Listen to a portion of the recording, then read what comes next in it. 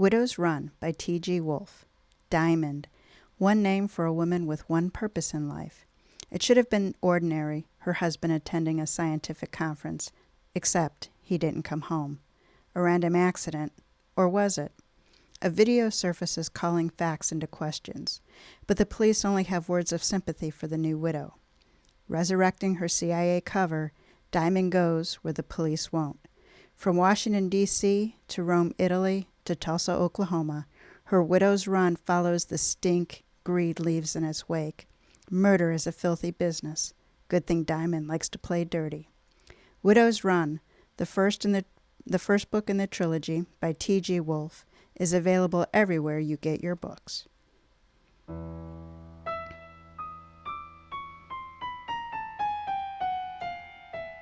Welcome to Mysteries to Die For. I am TG Wolff, and I'm here with Jack, my piano player and producer. This is a podcast where we combine storytelling with original music to put you at the heart of murder, mystery, and mayhem.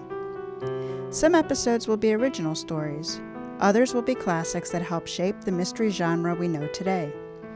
These are arrangements, which means instead of word-for-word readings, you get a performance that's meant to be heard.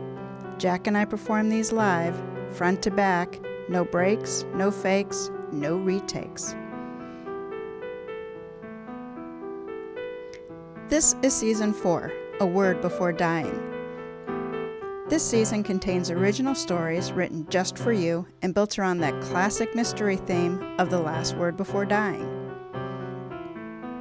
Episode 5 is about Pride and Prejudice. This is No Luck Like Bad Luck by T.G. Wolff.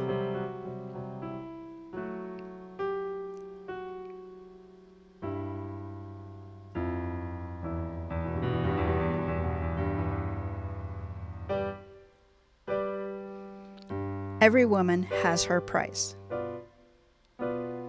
10 seconds. I ignored the time call. All I could do was trigger an adrenaline rush that would cloud my mind and shake my hands. 7 seconds. I had this. I'd done it 100 times. Of course, that was years ago, but the mind remembers. All I had to do was 4 seconds. Damn it, Dixon, I snapped. Stop shouting in my ear. I'm trying to concentrate here. I don't need you to poof. That sound you just heard was the training bomb blowing up a cloud of flour, dusting everything in the room. This was embarrassing. I was Diamond, the woman who single-handedly made a contingent of Italian marauders believe Pompeii had come back to life. Yet here I was, in my own kitchen, wearing the proof of my failure. Or should I say the poof of my failure as it was. Maybe flour wasn't a good idea. Those words of wisdom came from Andrew Dixon, the 17-year-old IT genius with ambiguous morals who took over the apartment across from mine in May. He was also the fool who didn't know to keep his mouth shut and not disrupt the woman disarming a bomb. Maybe next time. My more creative suggestion was cut off by the buzzer masquerading as my doorbell. "Visitor," Dixon said. Jumping to his feet like an unexpected guest was a good thing. I horse-collared him, pulling him behind me. My house. I went to my kitchen window, opened it, took out the screen, and looked 3 floors down. "You looking for someone?" The woman at the side entrance to my apartment building took 2 steps back and tilted her head up. She was wearing a suit meant for a pricier rent district and shoes that lived up to the stiletto tradition. "I'm looking for Diamond. I'm a client." "No, you're not," I said. "Diamond doesn't have clients. She's not for hire." Dixon's head appeared in the window next to mine. "Yes, she is, but she's not cheap." The woman looked over my building, taking in the 12 apartments. "I'll wager my net worth is triple that of this building and everyone living in it." "Coolio, come on up." Dixon's head disappeared back inside. Seconds later came the buzz that unlocked the gate to the cast iron stairs. "Dixon," I said, pulling my head back in, my voice dangerously low. "I make the decisions here, not you." "I know," he said, totally dismissing my tone. "You always say no at first, and then when you hear the story, you want in. This one has the money to pay us." He turned his back on me, going down the long hallway that led to the back door. Top floor, he shouted down. Does this building have an elevator? The woman called back. Nope. I'm Dixon. I'm Clarice Wedgeworth. Is that flower in your hair? Dixon was half black, half Japanese. His hair was long, straight, and normally jet black. Yep, come on in. My hair is short and the color of a good dark chocolate bar, or it was when not covered in failure. I'm Diamond, I said when she walked through the door, and I repeat, I'm not for hire. Oh, please, she said, digging into her Gucci purse. Everyone is for hire. I have a referral. She held out a small mint green envelope. I took it and opened it, ready to dismiss it. But damn it, I couldn't. What is with everyone calling in IOUs these days? Has everyone forgotten the implied implication that it will never be repaid? Let me see, Dick said, swiping the card from my hand. Trixie! You do owe her after everything she did for you in Scotland. I glared at the woman, Clarice Wedgeworth. My debt, if there is one, which there isn't, is to Trixie. Someone's trying to kill me, she said. There have been at least 3 attempts on my life. I have a feeling there's going to be another this weekend. My husband and I are hosting a leadership retreat for Wedgeworth industry executives. I have this feeling that if I go, I won't come back. Don't go, I said. Simple problem, simple solution. The woman gave me a stare that would stop the devil. You aren't a stupid woman. I gave it right back. And you must be a lawyer. I recognize that look, the one you have to perfect until you're qualified to sit for the bar. What do you want us to do? Dixon said, interrupting our witty banter. Clarice didn't take her eyes from mine. Come with me as my guest. Investigate. Be my bodyguard. The event is in Cozumel, Mexico, at an all-inclusive resort. Give me 4 days, and when you're done, regardless of what you're fined, I'll pay.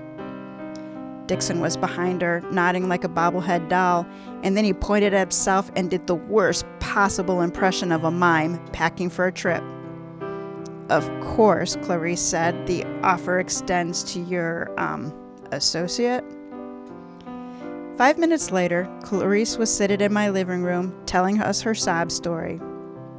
I met my husband about 18 months ago. I was deposing him for a lawsuit brought against his company. Middle of it, he asks me out. I told him no and that distracting me wasn't going to work. He asked me if I would say yes if he agreed to settle. I called his bluff, but he wasn't bluffing. 6 months later, we were married. My life since has been a whirlwind. But then that's my husband, Richard Wedgeworth. Wait, Dixon said. Isn't he the guy building his own rocket to go to space? Clarice nodded. One of them, yes. He's filthy rich and a mean old son of a bitch when he isn't being generous and sweet. He has 3 adult children, one by each of his ex-wives. One of them is trying to kill me. The kids or the wives, I asked. Exactly, she said sharply.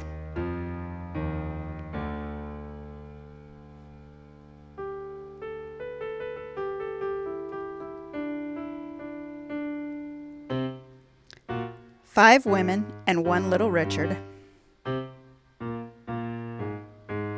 I stood in the Cozumel Resort's mission-style atrium that would host the night's event. The center held a trickling fountain and was open to the sky above. Surrounding us was a 2-story circular building. The bottom floor was the check-in, resort gift shop, a bar, and the entrance to one of the many restaurants. Dixon walked backwards around the space, looking at everything. We aren't in D.C. anymore. Did you see that? I think it was a lizard. I grabbed Dix by the arm, saving him from an intimate encounter with a potted succulent. Eyes where you're going, Dix. The reception is here in this atrium at sunset. Richard will give a speech from this fountain about an hour later, with Clarice at his side. It's a lot of space to cover for the 2 of us. I led him to the alcove between the check-in and the bar, where a grand sweeping staircase climbed to the 2nd floor. I brought the cameras and the Wi-Fi here is solid, Dick said as we began to climb. We'll be able to see everything, Diamond. Do you really think someone's going to try to kill Clarice this weekend?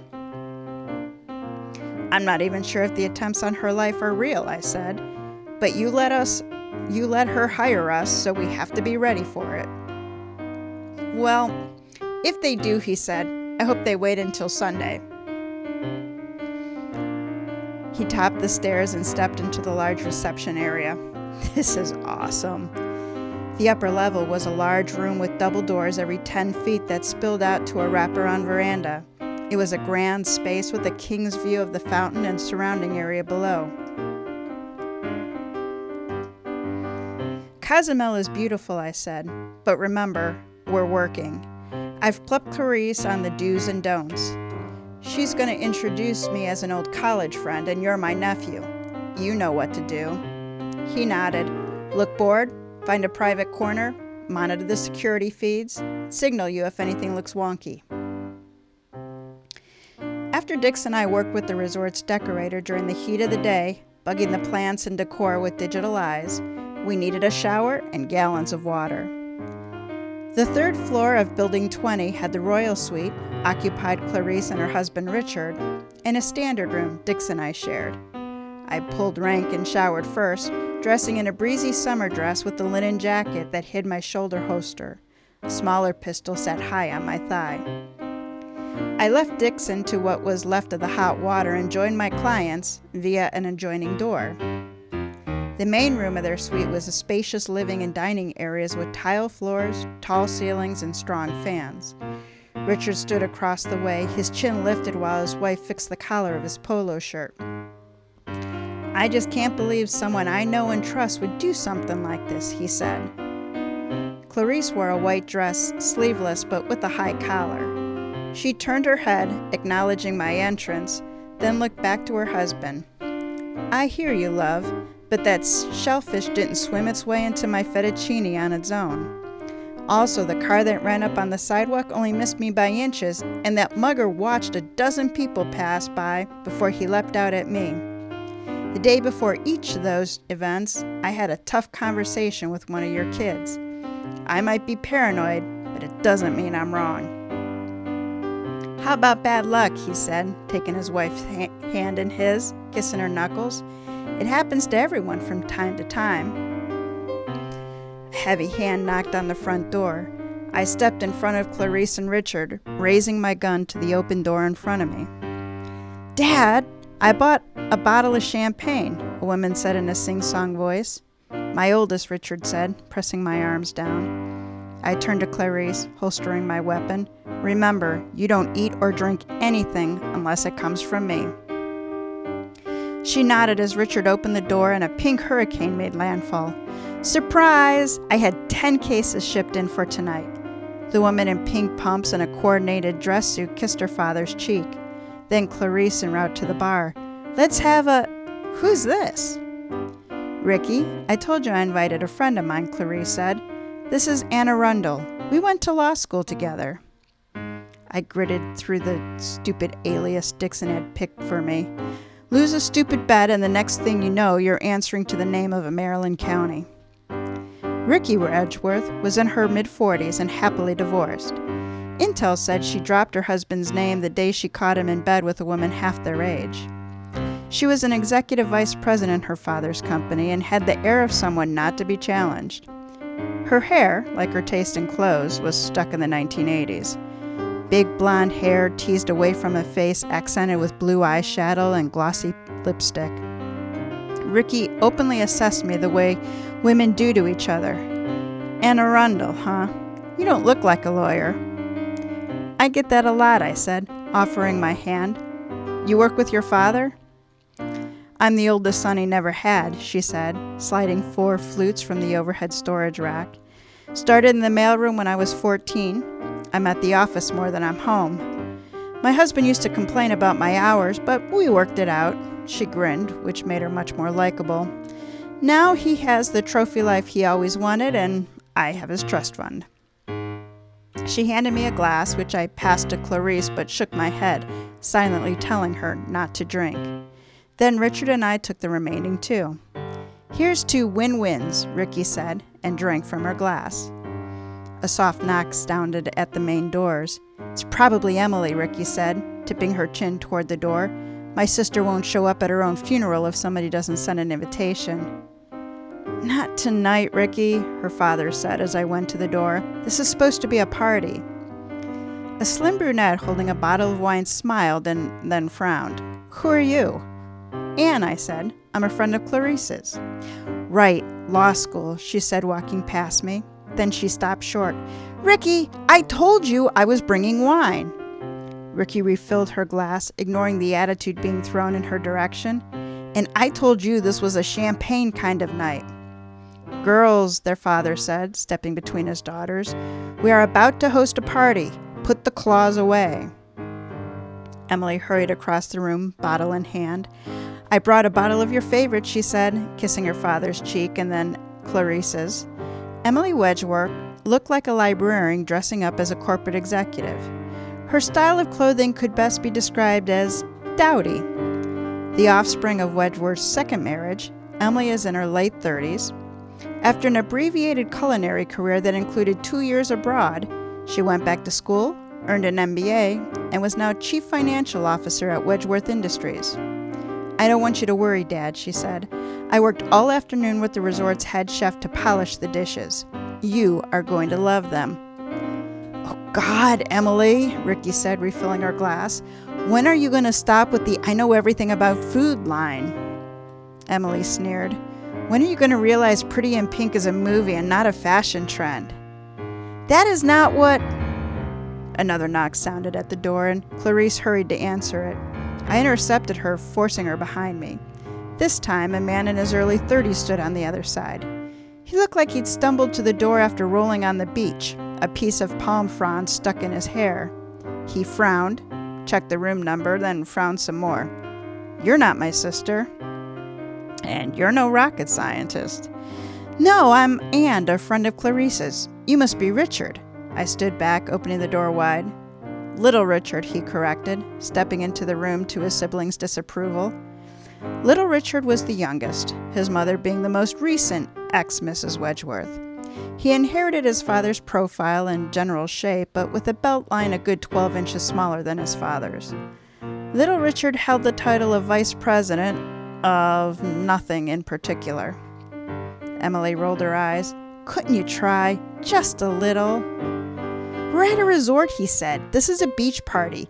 You look like you're ready for a board meeting," he said to Emily, and then turned to Ricky. "And you look like you're expecting a visit from Doc from Back to the Future." A full-on squabble broke out. The siblings slashed at each other, then ran to their father, some literally, some proverbially, for cover. Richard looked at his wife, who gave him the classic, "They're your kids, not mine" dismissal, and came to join me. "Impressed yet?" Clarice asked. "Are they always like this?" I asked.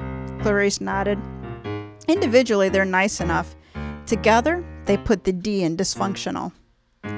Another knock at the door. Little Richard was closest but left it to Emily to open. "Mummy," she said, as 3 women poured in. Emily hugged the one who looked like her. The ex-Mrs. Wedgeworths moved as one amorphous body. They were pretentious, overdone, and bejeweled. "Why do his ex-wives hang around?" I asked Clarice. "Money," she said.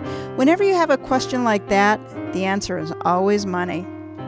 "Fair enough," I said. "So why do you put up with it?" She shrugged. "Everyone comes with baggage. Richard's is just more perfumed than most.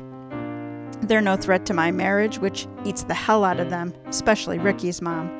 Divorce was Richard's idea, not hers. I don't think she's fully accepted he has moved on." The trio oozed our way. "Hello, Clarice," they said in 3-part harmony. Their collective gazes raked over my client before rendering opinions. "The airline must have damaged her luggage," Emily's mother said. "Your dress is half missing." As a shot, it fell impotently to the floor. Clarissa's dress was first class. Even I knew it. The ex-wives, now and forever known as the former Mrs. Wedgeworth, giggled at the attempted slight as they sauntered across the room to pay homage to their benefactor. "How handsome you look, Richard. That print takes 30 pounds of you, Richard. Little bit of sun makes you glow, Richard." "I cut their allowance," Clarice said quietly. "They used their children as a conduit to Richard's wallet. They aren't fooling him, but he wasn't going to stop it.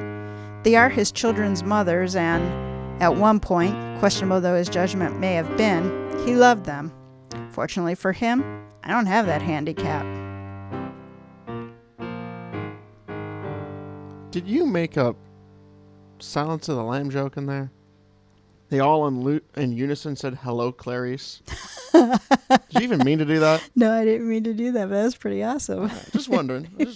Prove that you are listening. The moment you have all been waiting for. At 6 o'clock, the sun was starting to wind down. Muchos mojitos had been consumed, and a group of 40 pasty white people and their significant others gathered around the fountain in the atrium. Mexican waiters in their white pants and shirts circulated the crowd, offering appetizing morsels. Richard and Clarice Wedgeworth worked the room, taking the time to speak personally to each employee, greeting their wives and husbands and the occasional best friend who couldn't believe he got an all-expense-paid weekend in Cozumel. As the third wheel, I saw the couple work the room. They were both very good at making each person feel valued while not being monopolized. Clarice, under my orders, carried a glass of soda water I had given her as a prop. She would occasionally take something from a waiter, only to wrap it in a napkin and discreetly dispose of it. Dixon made an entrance that had people taking notice. The white of his shirt showed off the unique color of his mixed heritage. He had pulled his hair back, which highlighted the almond shape of his eyes and the cut of his cheekbones. Playing his role, Dixon came to me, acting like he'd been asked to run a marathon when he wanted to stay on the couch. He mumbled his thanks to Richard for inviting him and nearly ruined his bored image by almost smiling when Richard suggested he ask the pretty bartender for sex on the beach. Dix left me for his station upstairs on the veranda overlooking the atrium, where a dozen others had migrated for the elevated view. Ricky worked the crowd as well as her father did. People were receptive to her. The key was to watch how they behaved when she walked away. For her, they smiled and nodded. The room didn't have the same appreciation for Emily. She circulated, talking to each person about the food. I could tell by the way she gestured to the plates they held. Everyone agreed the food was delicious, although a few brave souls noted the hand pouring the vinegar had been just a little heavy. I felt bad for Emily. She just tried too damn hard. But she fared far better than little Richard. Most people were reasonably polite to him, and when he walked away, muttered the equivalent of "boss's kid" to their partner. One person mistook him for a waiter, handing him their empty plate, which was not fair to the waiters, who were much cleaner and more neatly dressed. The former Mrs. Wedgeworth stood together in front of the souvenir shop, holding court. They didn't circulate, but waited for people to come to them, which they did. Likely, they all must have known some of the staff when they were in Clarice's position.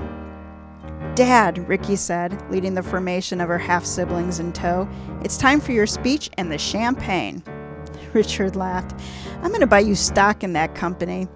He started toward the fountain when his daughter hooked his arm. "Dad, let's go up to the balcony," she said. "Everyone will be able to see you there." I shook my head, but Richard didn't get the hint. "All right, Ricky," he said, "whatever you think is best." Abrupt changes in plan were a security red flag. I swept the stairs ahead of the group, my hand on my weapon as I swept left and right for threats. Behind me, Clarice laughed at something Richard said. His children followed, squabbling for position. In other words, situation normal. We paraded out to the veranda. Dixon was in a shaded corner, dutifully staring at his phone. He raised an eyebrow, noting that us being up there wasn't part of the plan. Richard and Clarice took positions in the small bump out that was made for his speech. Ricky and Emily stood behind and to the side, smiling broadly, but little Richard had disappeared. "If I can have your attention, just for a moment, we'll get the speech part of our weekend over with." Richard leaned against the decorative wrought iron, gripping it in his big hands. "Friends, thank you so much for joining me and my family for our annual retreat. This one is special for having my most trusted staff, my children, and my beautiful Clarice present." I looked for little Richard and found him taking a bottle from the waiter and pouring champagne into 5 flutes. Then the man, who couldn't be bothered to open the door earlier, carried out the tray and delivered the champagne to his family himself. When you get to be my age, Richard said, you start thinking that more of life is behind you than in front of you. You look back and think, I did good things. There were times I didn't know what I was doing, times I survived on sheer instinct, other times on good luck. This company gave people good jobs and made products that made people's lives easier. I have a lot to be proud of and even more to be grateful for. When that environmental group sued me, I thought my string of good luck had come to an end. They went ahead and hired a lawyer with a reputation for chewing up and spitting out SOBs like me. Inside of 30 minutes, I knew, Richard grinned at his wife, sometimes there's no luck like bad luck. I love you, sweetheart. Clarice, laughing, pressed her hand to her heart. I love you too. Richard turned back to the crowd. Because of what I just said, I'm happy to announce that I'm stepping down as president and CEO of Wedgeworth Industries as of September 1st. A collective gasp rose from the audience. I know this is a shock to everyone, including my family. It had only been in the last few days that the idea took root, and once it did, well, it grew like a tree.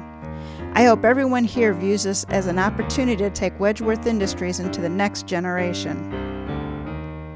Everyone raise a glass, Emily shouted, taking one from the tray little Richard held. Ricky took the glass closest to her. Little Richard handed one to Clarice. Clarice shook her head and lifted her prop glass. Richard turned and took the glass from his son and raised it high. To Wedgeworth Industries. To Wedgeworth Industries, the crowd echoed, and everyone drank, sipped, and swallowed. Now have a good time, Richard said.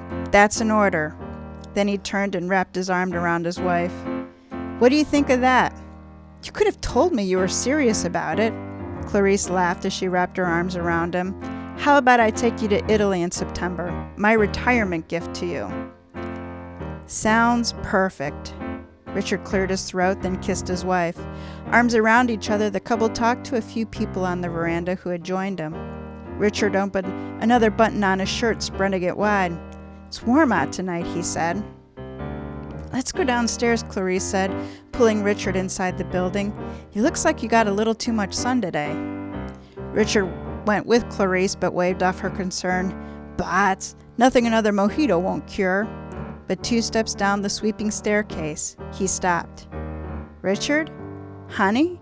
Clarice gripped her husband's arm and then looked back at me, alarmed. Sit him down, I ordered. But it was too late. Richard pitched forward, flopping onto the concrete stairs and then rolling down. Richard! Clarice ran after him and I her. Screams rose from the floor below as he came to a rest. He was laid out, head on the last step, body splayed on the tile floor. Blood streaked across his forehead and dripped down his face. Clarice knelt next to him. Richard, oh my God, tell me where you're hurt. Don't try to move, she ordered, catching his arms to still him. Saliva foaming in his mouth, Richard stopped trying to sit up. He was looking into his wife's face, fear in his eyes. His lips opened and closed as he tried to speak.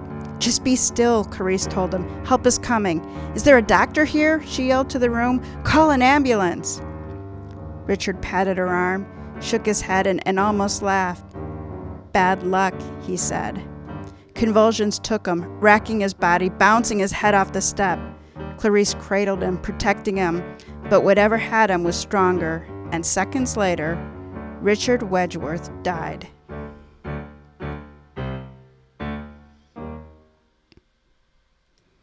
Scene of the crime. Leaving Clarice with her dead husband, I sprinted back up the stairs. Dixon met me at the top. What happened? He asked, running with me back to the spot where Richard had given his speech. Richard Wedgeworth is dead, I said. Maybe he just fell, but maybe not. Foaming at the mouth is not a symptom of falling. Neither are convulsions. A server's tray sat on a stand off to the side. 1 champagne flute was full. 4 were in differing stages of empty. Give me that napkin, I said, pointing to one lying on the ground. Dixon acted first, asked questions after. You think he was poisoned? That it was in the champagne? But all of them drank it. I know, I said, carefully wrapping the glass. But this is the one little Richard tried to give Clarice. Richard only took it when I stopped her. We'll call Ian. Likely he has a friend here in Mexico who can test this for us. Dixon ran into the building and came back out with more napkins. Maybe we should take 'em all, he said. If you just test one, you're always going to wonder about the others. I grinned like a proud auntie. There's got to be a back way down from here, I said. Find it and take these to our room. Call Ian and get 'em working, then download and review the video. I want to know the movements of the 3 adult children all night. On it, Dixon said. You go down. I can handle this. I left him to his work and went to the stairs. I stopped at the top, the second step, the same one Richard had stopped on. There was nothing unusual about the top steps. No loose tiles, no chipped concrete, no oil nor grease, nothing to cause a healthy adult to fall. Looking over the railing, I had an unimpeded view of the scene below. Clarice had slid to her hip, still cradling her husband. She wept openly while sirens grew in the background. Across from her was a woman in party attire, the +1 of an employee, a nurse or medic based on the way she was examining Richard. She said something softly to Clarice and then rose. Clarice wept harder. Emily knelt next to her father and held his hand to her heart. Dad? Wake up, Dad. Sobs racked her body as she begged her dad to come back. Ricky stood over her. Her face betrayed a grief without tears. Little Richard slowly shook his head.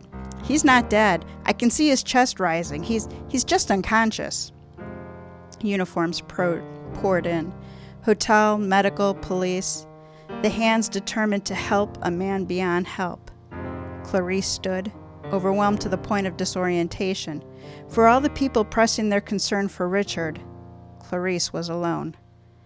I went to her, not as her hired security, but as a widow reaching out to the newest member of the club. It was a long, sad evening. The police conducted extensive interviews with Clarice, the children, me, and the hotel's management. The rest of the attendees and hotel staff were treated to an abridged conversation. I sat with Clarice as the police summarized their findings. Senora, there's nothing to indicate he fell naturally, Detective Ramirez said gently. But we have questions. We suspect, Senora, that your husband was poisoned, but the how we are still working on. Poisoned? Clarice turned from the officer to me. Richard was murdered.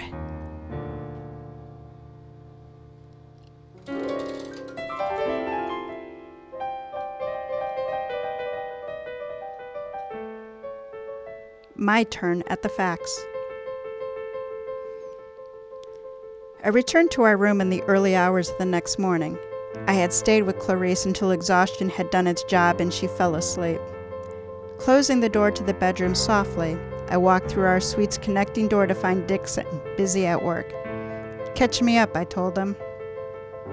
I met Ian's buddy, Giacomo, down at the pier. Did you know he only has one eye? He said a raccoon scratched it out after he passed out on the beach one night. Will raccoons really do that? I rubbed my forehead, not giving a rat's ass about raccoons. Let's just go with yes, I said. So he has the package? Dixon nodded. He inspected all the glasses and the champagne first. I poured the champagne in a coffee cup and wrapped it with plastic from lunch. He said the champagne was very good but didn't smell like one of the glasses, the one Richard drank from. It was the glass he didn't like, I asked, not the champagne? Giacomo drank most of the champagne, Dixon said. He said he would start working on it as soon as he got home. Since Giacomo didn't like the glass, I focused on it first on the cameras. He brought up a video named Glass. The tray of glasses, he said, was brought up the back stairs by a waiter and set on the stand in the corner. You notice anything? I leaned into the screen, studying the frozen image. There's 4 glasses there, not 5, I said. Where did the 5th come from? Little Richard, he said. When the waiter came later to fill the glasses, see, there's still just 4 there. Little Richard comes in and he takes the bottle and he blocks the camera right there. But then when he turns around, there's 5 on the tray. 4 around the outside still, but now there's 1 in the middle. The one he tried to hand to Clarice, I said. Do you have the footage of Richard's speech? Yes, but the angle isn't the best. Dixon opened another file, cleverly named Speech. At twice normal speed, Richard called out to the assembled and made his brief speech. Then Dixon played at normal speed. "Everyone raise a glass," Emily shouted, taking one from the tray little Richard held with 5 flutes. Ricky selected the one closest to her, and little Richard then picked up the center glass and offered it to Clarice. When she declined, Richard took the glass from his son's hand. "Replay it," I told Dix. "This time, you watch little Richard's face and I'll watch Emily's." Ricky did it. It was Ricky. We did it again, and then once more until we had studied each of the faces of Richard Wedgeworth's heirs. "What do you think?" I asked Dix. "Well, there was something wonky with the glass, and little Richard knew it," Dixon said. "But if you watch them when their father died, you can tell they didn't think that would happen. Not one of them looked, like they won." "Maybe they're just really good at acting," I said, playing devil's advocate. "Not all 3, Dixon said. I think Ricky could. Her face doesn't change a lot, but Emily is the opposite. If she killed her father, she wouldn't be able to look that sad. Little Richard acted sneaky until his father fell, and then he seemed surprised. Here's another thing." Dixon brought up a new video, one named Mamas. "Watch the 3 mothers." The footage played with the former Mrs. Wedgeworth framed on the screen. Richard's voice was in the background. They literally had their heads together as they looked up at their mutual baby daddy. Ricky's mother mimed gagging when Richard spoke about meeting Clarice. The others laughed. Emily's mother nodded slightly when her daughter's voice rang out. The 3 smiled, but those smiles faded when Richard announced his retirement. And when those around raised their glasses in a toast, they did not. "Interesting," I said. "What did you find out about them?" The first Mrs. Wedgeworth went to high school with Richard. They were married when they were 19, and Ricky was born a year later. They were married for 7 years. She owns her own event planning business, with Wedgeworth Industries being her best client. It says so on her website. I studied the frozen image of the woman. Clarice said she didn't want the divorce, that Richard did. She thinks she still wants him back. The second Mrs. Wedgeworth, Dixon said, Emily's mother, she's a chef. She was working at a resort a lot like this one when she met her husband. They were also married for 7 years. She started her business a year after Emily was born. She's an executive chef and caterer, and Wedgeworth Industries is her best customer, I said, finishing the sentence.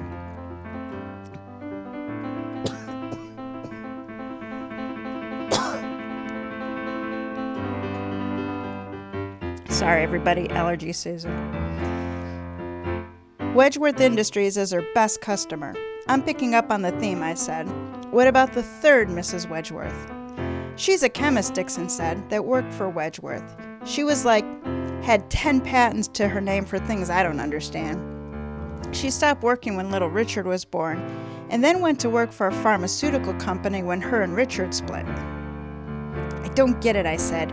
Why hang around the guy you used to bang when he's banging somebody else? I rubbed my eyes. Never mind. I'm too tired to think anymore. You did good, Dix. Let's pick it back up in the morning. Technically, Dixon said, it is morning.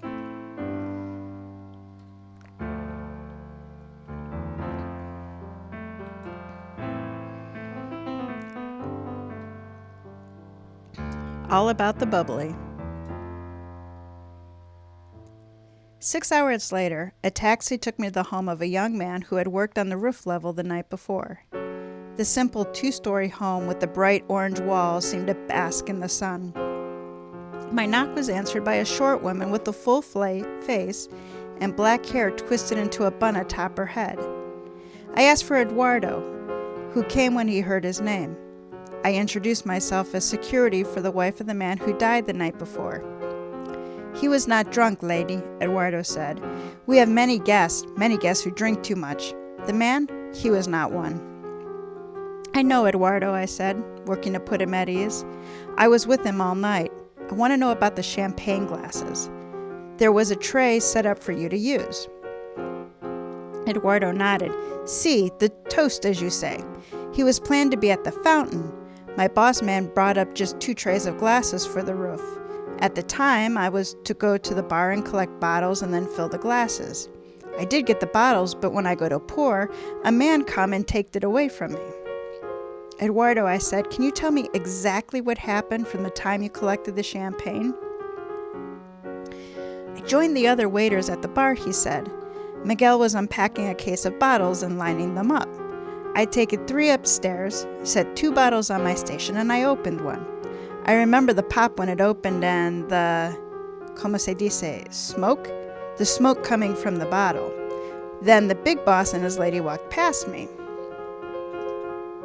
That is when the man, he come to me. He had a glass with him, and he set it on my tray and then take the bottle. I raised my hand to interrupt. Was the glass he set on the tray empty?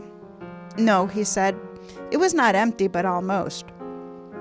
Eduardo held up his thumb and index finger with an inch between them. The man filled the 4 empty glasses and then filled his glass. He say something of being funny, and then he take the tray to the veranda. I see the guests take the drink, and so I take the bottle and more glasses to the other people. The man, he waved for me to give me back the tray with 1 glass still full. I set it on the stand and went to care for the other people again. That is when the big boss fall, and I went to the office with the other people. After that, I went back for the glasses to clean, and the tray was empty. No glasses, none. I was glad to know Dixon hadn't been seen. I asked a few more questions and then tipped him generously. My taxi then took me to a home that was more of a shack. It didn't bask in the sun, it roasted. All around was brush so thick the word jungle could have been applied. But 20 feet around the house there was nothing but hard, packed dirt. The driver didn't like the look of the place, which showed his good sense. I paid him enough to get a promise of waiting for 15 minutes, but no more. I rang the high security bell and a big dog went mental on the other side of the door. I moved to the right, letting the camera see my face. The door opened and there was a scruffy man wearing an eye patch and a dog whose bark was much, much bigger than his bite. The legendary Queen of Diamonds, he said, pushing the storm door open for me. Welcome. I stepped into the chilled air and modern decor of a palace. One-eyed Jack, I said, smiling. The rumor of your demise was greatly exaggerated. I may say the same, he said. When the Black called me, he said, referring to my friend Ian Black, who can get anything, anytime, anywhere. And Ian said your name, I tell him I will take care of this favor personally. I worked all night and have very puzzling results. He led me through his home. We walked through a code-locked door. Dixon said you thought the champagne was good. It was very good, he said. Excellent vintage. If there are more bottles, perhaps you can help 1 or 2 come my way. I'll see what I can do, I said. But I meant it wasn't tainted? No, he said. The champagne itself is not.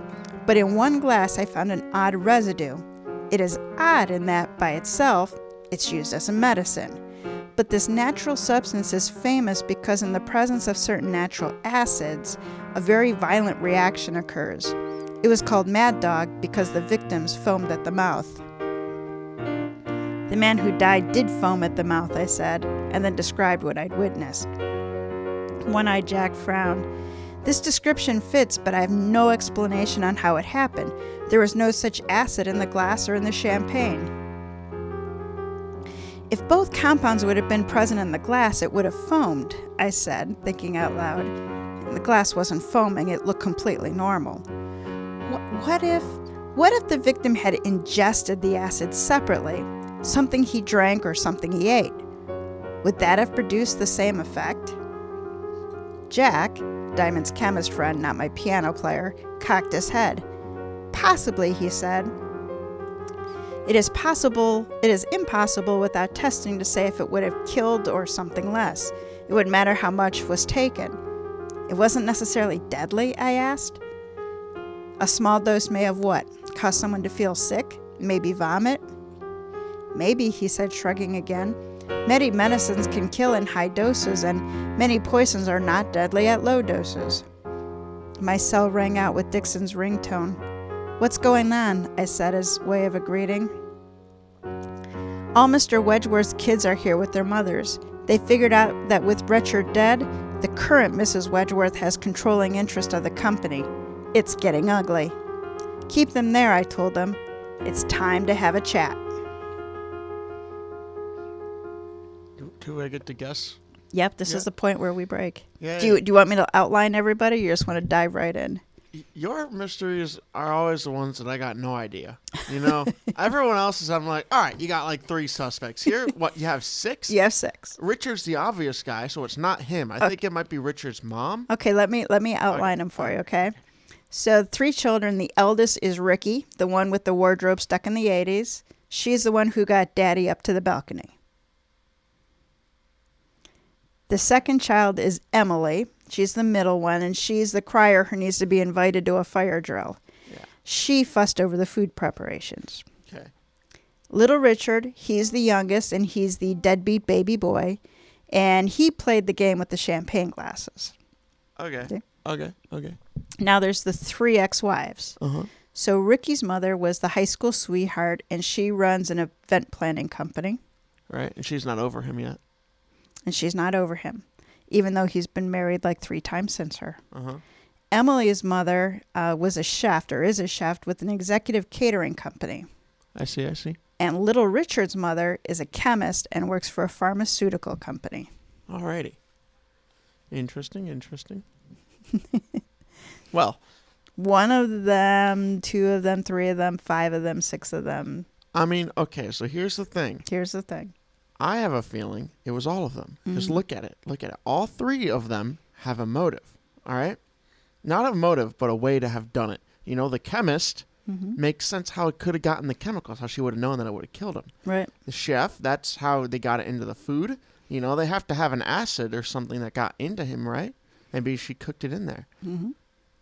The one that's actually, just the high school sweetheart? Yep. What does she do for a living? Does it say? She's an event planner. She hosts parties. And this is a party. I I bet it's all 3 of them. I'll bet you it's all 3 ex-wives. All 3 ex-wives? Yeah. I bet it's a Murder on the Orient Express. You know, Okay. it's them all. It's them all. I think it's all of them. All right. All right. Well, after we remind people to join our newsletter, On the Prowl, it comes out every full moon. You can keep up with Jack and I. And remember to subscribe to this season of Mysteries to Die For. There's 9 episodes. And, make sure you listen to them all and see if you can solve the mystery just like Jack before I reveal it. Yay. All right, here's the last chapter. It's called 3-Card Monty. I was right. Wow. Don't get cocky, Jack. Okay. We haven't heard the story yet. All right.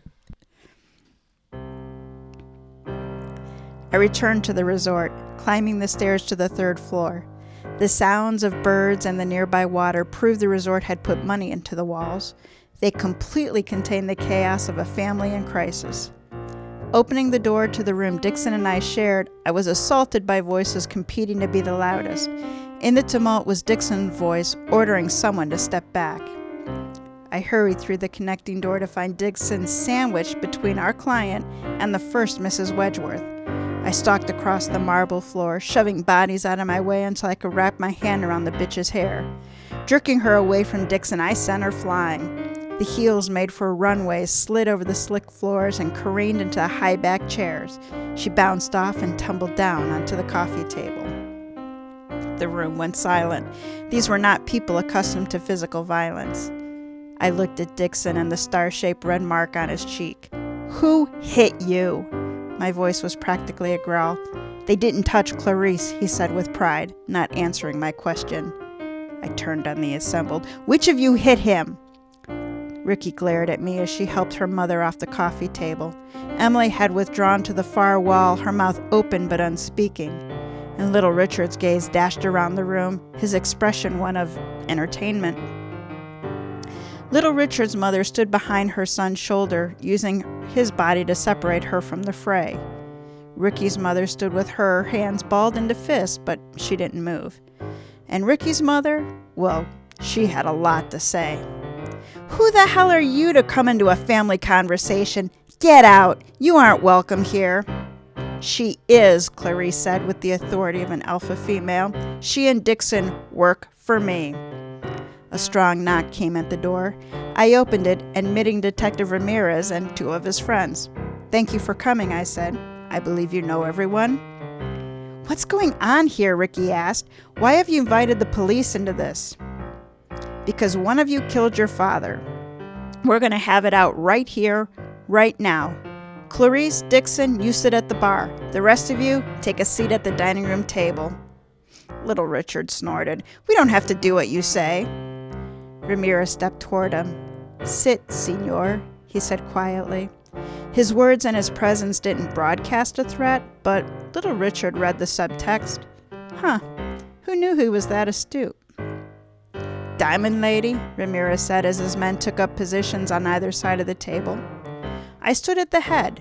To my left was Ricky, then her mother, then Emily. Emily's mother sat across. Next to her was little Richard's mother, which put the darling boy on my right. Richard Wedgeworth was poisoned, I said. How? Emily asked. We all ate and drank together. That isn't true, is it, little Richard? I looked down at the man-child next to me. Little Richard squirmed as a child would under parental interrogation.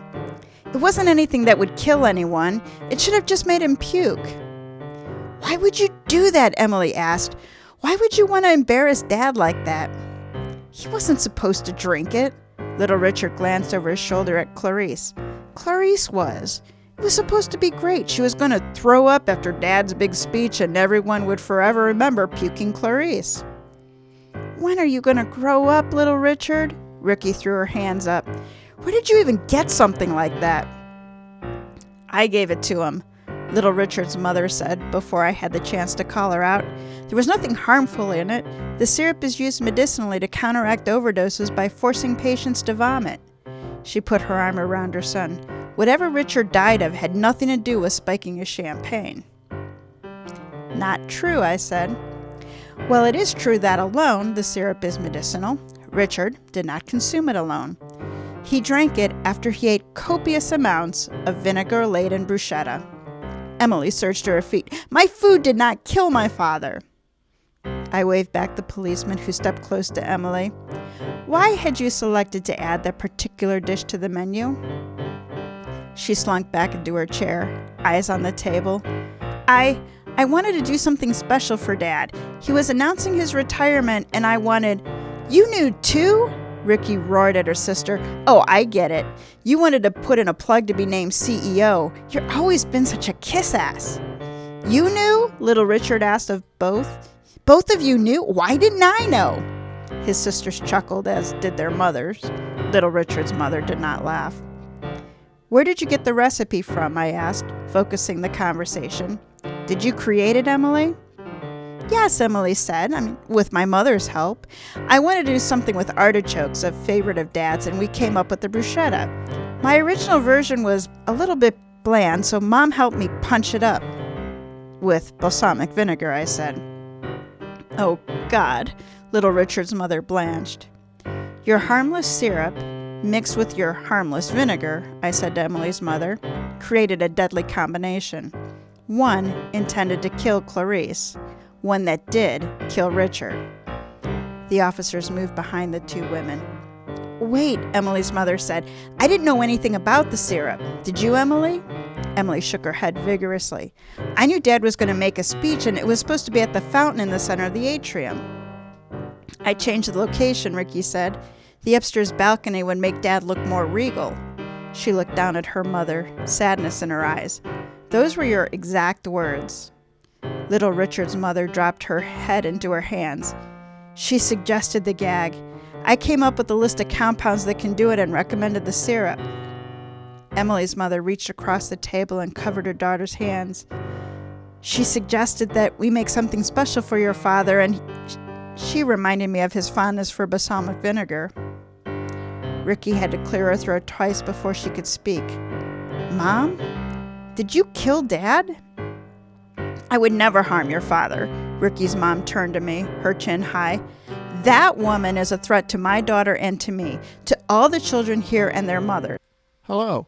Okay, so as you might have noticed, this is not the podcast. I mean, it is the podcast, but it just stopped. Like we were in the middle of a word. Mother's just cut off. It's weird. All right, so I don't know what happened. It stopped recording, so we're gonna keep recording. All right. Because we do these live. Yeah, we do it live until it stops recording, and we have to cut and do it live twice. But we're not gonna cut. It did cut. It cut out. It cut out. It wasn't our fault. It was technology. All right, so I'm going to shut up, start playing, and we're going to finish the story. Okay, bye. Ricky had to clear her throat twice before she could speak. Mom? Did you kill Dad? I would never harm your father. Ricky's mom turned to me, her chin high. That woman is a threat to my daughter and to me, to all the children here and their mothers. If Clarice said jump, Richard did it. She turned him away from our businesses, and she forced little Richard's mother to get a job. You wanted more than to undermine Clarice's standing, I said. You wanted her out of the way. Your first 3 attempts failed, and you just couldn't let it go. Ricky's mother shook her head. I just wanted things to go back to the way they were. She looked around the table. I did it for all of us. One by one, her family turned away from her. But she wasn't alone. Detective Ramirez and his friends were with her. She walked out the door wearing brand new shiny silver bracelets that accented her sprayed-on tan. Inside, the room was filled with a deafening silence. What was there to say? Clarice came to the head of the table, stepping in front of me. I'm the new CEO of Wedgeworth Industries, she said. I inherited Richard's share, which, combined with mine, gives me 60% control. I'm not going to make fast changes, but we are going to make changes. This company is going to outlive this moment as a tribute to Richard. We'll close for a week, out of respect, but I expect the 3 of you, she looked at each of the children, to be in the boardroom first thing Monday morning. We've got work to do. Dixon and I stayed while the children and the remaining mothers made plans for an immediate return to the States. When the last left, Clarice turned to me. Did you know Ricky's mother was behind the attempts on my life? No, I said. I first suspected the 3 children worked together, but between the surveillance and seeing them interact, I knew the odds of them pulling off working together were nil. My next theory was the 3 mothers. Each of their expertise was needed to pull off the poisoning, and they had a unified dislike of you. It hadn't occurred to me that Emily and little Richard's mother were manipulated by Ricky's mother. Don't be too hard on yourself, Clarice said. They didn't know they were being manipulated either. Under the conditions, it's hard for me to say thank you, so I guess I'll just say, I told you so. Wow, it's just as good the second time we do it. So we've already done all this, so we're gonna do it again. So I'll read the script that we already have prepared. So Jack, what was that? You have some fun facts for us? Oh yes, I have a few fun facts for us. No. Are we going straight into the facts? Yeah, we'll go right into the facts. We don't have a script. Cozumel. Yeah, we're totally reading off a script here. Yeah, so Cozumel, first settled by the Mayans. Did you know that? We learned that when we went on a tour of the Mayan ruins. It was the temple to the moon, right? Wow, it was. You know what else is pretty cool? No. Cozumel, also pronounced as Cuzamil, like spelled Cuzamil, translates from in Mayan to land of the swallow. And there were swallows everywhere. There were swallows everywhere. Cozumel is also known as a destination island, like little area if you want to go, deep sea diving, because it's part of the. Really? I just had to pull up Mesoamerican Reef System, which is the second largest reef system next to the Great Barrier Reef, which is like wildly more popular. I don't know. There were a lot of people around there diving. Yeah, but more well known. Okay. So if you're not dive, into diving, yeah, you've heard of the Barrier Reef. You've heard about the Great Barrier. You don't know anything about the Mesoamerican. Yeah, I think that's all the facts I said. There were so many palm trees. There were so many. We're going to do the palm tree forest. Because it was awesome. So I'd only ever really seen palm trees like in Florida where it was one here, one there. And I'm kind of like, those are just like big sticks. Why are those impressive? And then we go to Cozumel and there's like square miles of solid palm trees. And it was like, okay, I get it. Those are pretty cool. Yeah. Oh. So does the logic hold up? Well, I mean, when you think about it, it does. And then we're going to talk about the liability of all these people. So think about it, These people, they accidentally poisoned, Poppy Richard here. They didn't mean to, but they still did it. Well, I mean, the one woman meant to, but the other thought they were just going for a gag, trying to make somebody sick, just so that they'd forever be talked about. Oh, remember that time, Clarice? By the way, I should not pick characters whose names I have trouble saying when I have to say them 90 times. Clarice. But they just thought, it would be funny. For years, everybody will talk about how Clarice threw up in Cozumel. That's the stupidest, gag. Get it? That's bad. Anyway, but yeah, no, I suppose in a court of law, they did feed them something that killed them. Yeah. So it's kind of like, is it second degree? You killed a guy, but you didn't mean to. It's like drunk driving. Well, yeah. I mean not, but yeah. This is why we don't write police procedurals. it's like drinking with the intention of drunk driving, No. No. All right. Well. No. All right. But yeah, your point was that they were not intending to kill him. But they still did. They still played a role in it. Mm-hmm. So I don't think that they're going to be wearing Gucci a whole lot longer. Nope. No. I mean, they never were. They're fictional characters. That is true. So did you enjoy this one? I did. It was quite interesting. It was fun writing a Diamond short. So I hope everybody enjoyed that. I'm not sure where this fits in the overall trilogy because the books in the trilogy go back to back to back, and this somehow miraculously fits in between. Yeah, I think it's taken from the Marvel verse where you can just kind of make time wherever you want time. Exactly. That's what they did with half the movies. Yeah. So there's an extra weekend somewhere in that. Yeah. All right. So let's wrap up this episode of Mysteries to Die For. Support our show by subscribing, telling a mystery lover about us, and giving us a 5-star review. Become a member of our Body Bag Brigade by financially supporting this season with the one-time donation.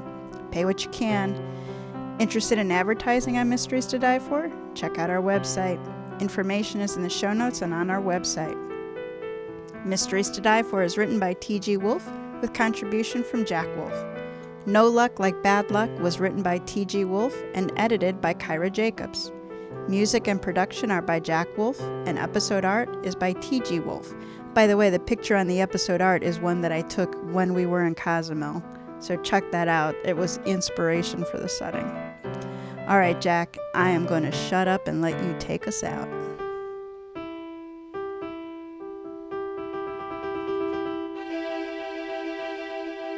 I have control over the keyboard.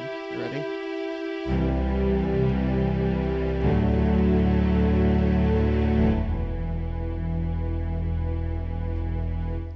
I'm going to have fun with that. That was really loud. Okay, I'm going to have to fix that. It didn't sound loud in our mic, in our earphones. It does not, but this has it very big. All right, let's end the episode. Bye. Bye.